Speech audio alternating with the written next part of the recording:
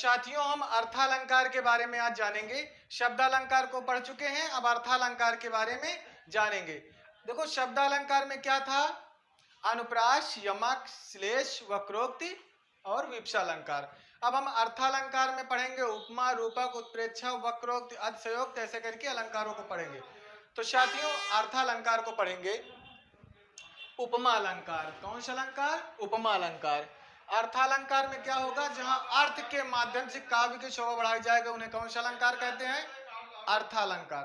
अर्थ के माध्यम से काव्य की शोभा बढ़ाने वाले शब्दों को क्या कहेंगे, अर्थालंकार। अब अर्थालंकार में साथियों पहला उपमा अलंकार आता है, जहां उपमेय और उपमान दोनों में गुणों के आधार पर तुलना हो, क्या हो, गुणों के आधार पर तुलना हो। जैसे एग्जाम्पल है पीपर पात सरिस मन डोला, पीपर पात सरिस मन डोला, पीपल के पत्ते की तरह मन डोला, यानी तुलना किससे कर रहे हैं, पीपल के पत्ते से।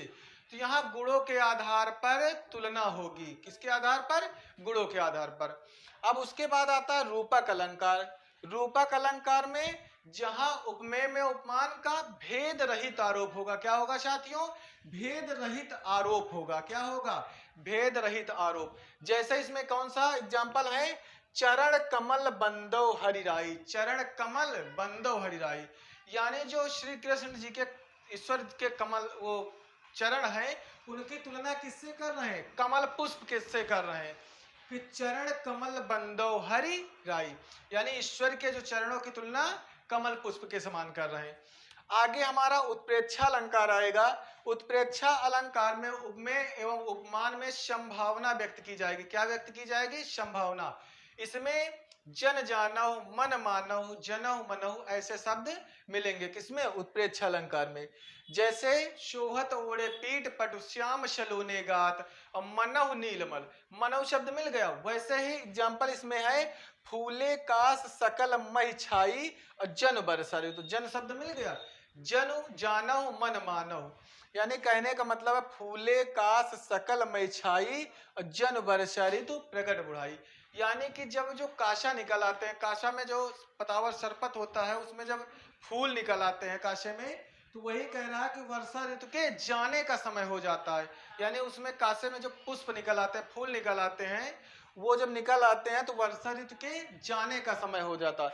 वही कहे फूले काश, यानी काशा का जो फूल निकल आता है, फूले काश सकल मई छाई जन वर्षा ऋतु प्रगट बुढ़ाई, यानी बारिश के जाने का समय हो जाता है। अब अगला अलंकार है दृष्टांत अलंकार, कौन सा अलंकार, दृष्टांत। साथियों दृष्टांत अलंकार उपमेय उपमान दोनों के साधारण गुणधर्म भिन्न भिन्न होते हैं। दोनों के साधारण गुणधर्म क्या होंगे, उपमेय उपमान के भिन्न होंगे, लेकिन दोनों में समानता जान पड़ती, दोनों में क्या जाना पड़ती, समानता। तो करत करत अभ्यास के जड़मत होत सुजान और रसरी यावत जात है शिल पर होत निशान। देखो मुलायम सी रस्सी होती, पत्थर पे लगातार आती जाती है और पत्थर को काट सकती, वैसे भी आप लोगों को लगातार प्रयास करके आप अपने लक्ष्य को भी हासिल कर सकते हो, अपने कठिन जो लक्ष्य है उसको आसान बना सकते हो लगातार प्रयास करके। उसके बाद अन्योक्ति अलंकार है। अन्योक्ति अलंकार जहां किसी शब्द के माध्यम से किसी को कुछ कहा जाए। तो इसमें राजा जयचंद के लिए कवि जी कहते हैं कि नहीं पराग नहीं मधुर मधुर नहीं विकास यही काल अली कली ही सो बिंध्यो आगे कौन हवाल। तो राजा जी को सचेत करते हैं कि नहीं विकास नहीं मधुर, नहीं पराग नहीं मधुर मधुर, नहीं विकास ई काल अली कली ही सो बिंध्यो आगे कौन हवाल। तो ये एग्जाम्पल यानी दोहे के माध्यम से जयचंद के लिए शब्द बोले जाते। तो ऐसे करके अब हम अगला अलंकार और पढ़ लेंगे, अर्थालंकार के अभी टॉपिक में जो भी बचे हैं अलंकार। तो ऐसे करके ऐसी क्लासों के लिए हमारे प्रचंड एकेडमी के यूट्यूब चैनल को सब्सक्राइब कर लीजिए।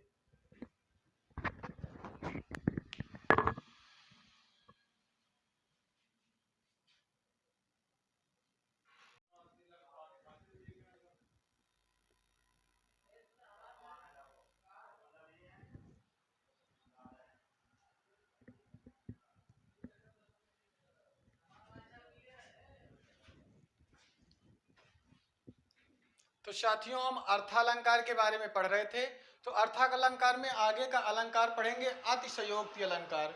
कौन सा अलंकार साथियों पढ़ेंगे, अतिशयोक्ति अलंकार। अतिशयोक्ति का मतलब ही होता है बढ़ा चढ़ा करके वर्णन करना। जैसे किसी चीज का बढ़ा चढ़ा करके वर्णन कर दिया जाए। अब देखो जहां पर किसी चीज का बढ़ा चढ़ा करके वर्णन किया जाएगा वहां कौन सा अलंकार होगा? अतिशयोक्ति। आगे नदियां थी अपार, इसका एग्जाम्पल क्या है? आगे नदियां थी अपार, घोड़ा कैसे उतरे पार, राणा ने सोचा इस पार तब तक घोड़ा उस पार। जो ईरानी मूल का चेतक घोड़ा था, महाराणा प्रताप ने सोचा कि नाला कैसे पार करेगा, तब तक सोचते सोचते इनका घोड़ा नाले के उस पार हो जाता है। जैसे हनुमान की पूंछ में लगन न पाई आग और सिगरी लंका, मतलब सारी लंका जल गई और गए निशाचर भाग।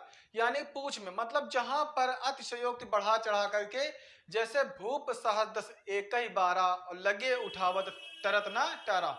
यानी सोचो कि जहां पर हजारों लोग मिल करके धनुष, और धनुष कितना बड़ा रहा होगा, बिल्डिंग कितनी बड़ी रही होगी, उसका वर्णन।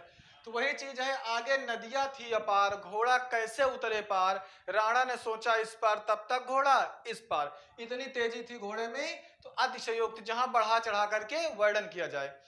आगे साथियों आता है विरोधाभास अलंकार, जहां विरोध न होने पर भी विरोध हो। यानी कि जहां पर विरोध न होने पर भी विरोध का भाव उत्पन्न हो, वहां कौन सा अलंकार होगा? विरोधाभास। इसका एग्जाम्पल है, या अनुरागी चित्त की गति समझे नहीं कोई, और ज्यो ज्यो बूढ़े श्याम रंग, श्याम रंग का मतलब काले रंग में, त्यों त्यों उज्जवल होए। कोई भी जैसे श्याम सांवले रंग या काले रंग से सुशोभित हो, तो ऐसी चीज का विरोधाभास। जहां विरोध न होने पर भी विरोध हो, वहां कौन सा अलंकार होगा? विरोधाभास अलंकार। अगला आता है संदेह अलंकार। संदेह में हमेशा शंका बनी रहेगी, उपमेय में उपमान की शंका बनी रहती है, वहां पर कौन सा अलंकार होगा? संदेह अलंकार। संदेह में जैसे एग्जांपल फेमस है, नारी बीच सारी है कि सारी बीच नारी, की सारी की ही नारी है कि सारी की ही नारी। अब देखो, नारी की ही सारी की सारी की ही नारी।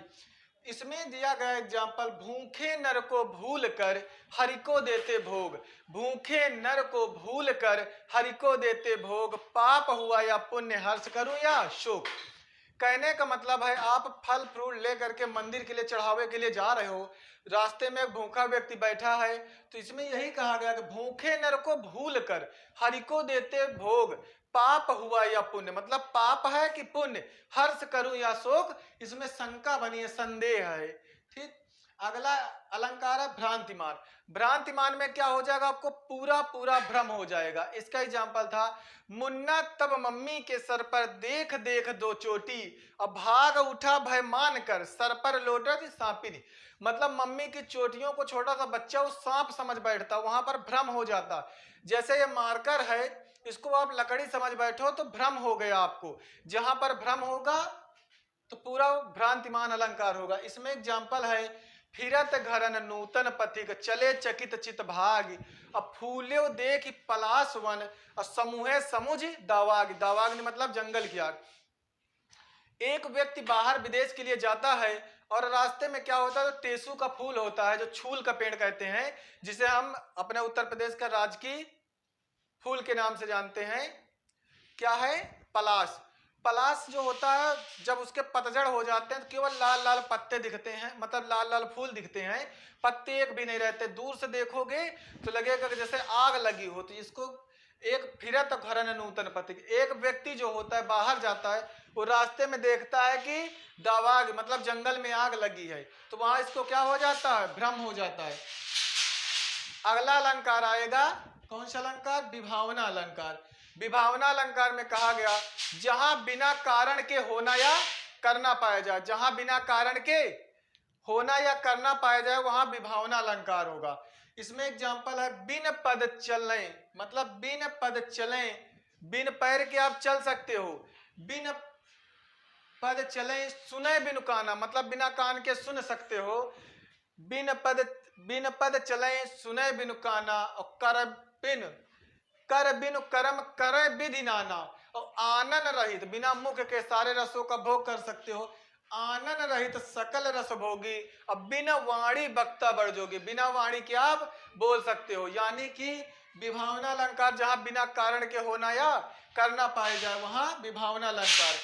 बिन पद चले सुने बिनु काना, और कर बिन करन कर बिनु करम करे विधि नाना, आनन रहित सकल रस भोगी, बिन वाणी बक्ता बढ़ जोगी।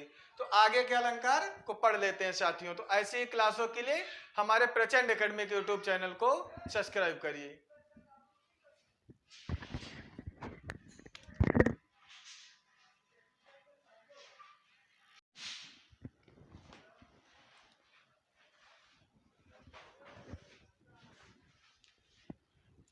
तो साथियों हम अर्थालंकार के बारे में पढ़ रहे थे। तो अर्थालंकार में आगे के कुछ भाग पढ़ेंगे। विशेषोक्ति अलंकार। विशेषोक्ति अलंकार क्या होता है? जहां पर सारे कार्य सिद्ध होते हुए भी कार्य की सिद्धि न हो, यानी सारे कार्य होते हुए भी कार्य की सिद्धि न हो, यानी सारे साधन आपके पास मौजूद हो फिर भी आपका कार्य सिद्ध न हो। एग्जाम्पल इसका है, देखो दो दो मेघ बरसते, मैं प्यासी की प्यासी, यानी कि आप बारिश हो रही है उसके बाद आपकी प्यास नहीं बुझ रही, यानी आप प्यासे हैं। उसी तरीके से एग्जाम्पल, जैसे आप नदी के बीच में खड़े हो, पानी के बीच में, सारे साधन आपके पास मौजूद हो फिर भी आपको प्यास लगी हो। कहने का मतलब विशेषोक्ति अलंकार में जहां सारे साधन होते हुए भी आपकी कार्य की सिद्धि ना हो। देखो दो दो मेघ बरसते, मैं प्यासी की प्यासी। अगला अलंकार है मानवीकरण अलंकार। जहां पर अचेतन वस्तुओं को चेतन वस्तुएं मान लिया जाए, जो निर्जीव वस्तुएं हैं उनको हम सजीव वस्तुओं की तरह मान ले साथियों। तो साथियों इसको देखेंगे एग्जाम्पल, दिवसावसान का समय, मेघमय आसमान से उतर रही है, वह सुंदरी, वह संध्या सुंदरी परी सी धीरे धीरे, यानी किसी चीज का वर्णन निर्जीव होते हुए भी उसका सजीव वर्णन दिखाया जा रहा है। दिवसावसान का समय, मेघमय आसमान से उतर रही है, वह संध्या सुंदरी परी सी धीरे धीरे। उसके बाद आता है प्रतीप अलंकार। प्रतीप अलंकार क्या होगा? जहां पर उपमान को उपमेय मान लिया जाए, जहां पर उपमान को उपमेय मान लिया जाए। मुख सा चंद्र है, यानी मुख आपका उपमान हो गया और चंद्रमा क्या हो गया? उपमेय मान लिए। तो मुख की तुलना चंद्रमा से कर रहे हैं। उपमान जिससे तुलना की जाए, उपमेय जिसकी तुलना की जाए। उपमेय जिसकी तुलना की जाए, उपमान जिससे तुलना की जाए। अगला है स्मरण अलंकार। स्मरण अलंकार, जहां पर किसी वस्तु को देखकर भूतपूर्व वस्तु याद आए, किसी वस्तु को देख करके आपको भूतपूर्व वस्तु याद आए। जैसे चंद्र को देखकर मुख याद आता है, चंद्रमा को देख करके मुख याद आता है, यानी इसकी सुंदरता इतना अधिक है कि चंद्रमा को देखकर, मतलब मुख को देख करके चंद्रमा की याद आती है। तो ये एग्जाम्पल हो गया। उसके बाद विनियोक्ति अलंकार, जहां पर कोई वस्तु किसी अन्य वस्तु के बिना अशोभनीय बताई जाए, कोई वस्तु हो वो अन्य वस्तु के बिना अशोभनीय बताई जाए। इसका एग्जाम्पल क्या है? बिना पुत्र सूना सदन, यानी पुत्र के बिना पूरा सदन, पूरा घर सूना है।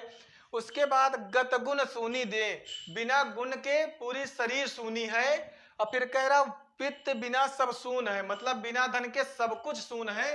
और प्रियतम बिना शनि है। ये है आपका एग्जाम्पल विनियोक्ति अलंकार का। बिना पुत्र सूना सदन और गतगुण सूनी देह, और वित्त बिना सब शून्य है, प्रियतम बिना शनि की। आपका उल्लेख अलंकार आता है। अगला अलंकार कौन सा आता? उल्लेख, जहां एक वस्तु का वर्णन अनेक प्रकार से किया जाए, एक वस्तु का वर्णन अनेक प्रकार, जैसे जाकी रही भावना जैसी प्रभु मूर्ति देखी तीन तैसी। उसमें क्या है कि भगवान को जिस जिस रूप में जिसने देखा उनको वैसे दिखाई दिए। इसका विनियोक्त उल्लेख अलंकार का उदाहरण क्या है? तू रूप है किरण में, तू रूप है किरण में, सौंदर्य है सुमन में। तू रूप है किरण में, सौंदर्य है सुमन में। तू तू प्राण है पवन में, तू प्राण है पवन में, विस्तार है गगन में, विस्तार है गगन में। तो ये उल्लेख अलंकार का। तो ऐसे करके काफी एग्जाम्पल आप पढ़ते रहना, और ये आपका अलंकार का टॉपिक था। तो साथियों जिंदगी में अगर कामयाब होना है तो बहानों का हवाला तो छोड़ना ही पड़ेगा। अगर आप जिंदगी में बहाने बनाते आप कभी जिंदगी में कामयाब नहीं हो सकते। जो लोग कामयाब होते हैं उनके हिस्से में कभी बहाने नहीं आते। दिन रात मेहनत करते, दिन रात कामयाबी के ही सपने देखते। कहने को क्या दुनिया मेहनत करने में लगी है, असल में कामयाब वही होता है जो बातों से नहीं रातों से लड़ता है। जय हिंद साथियों।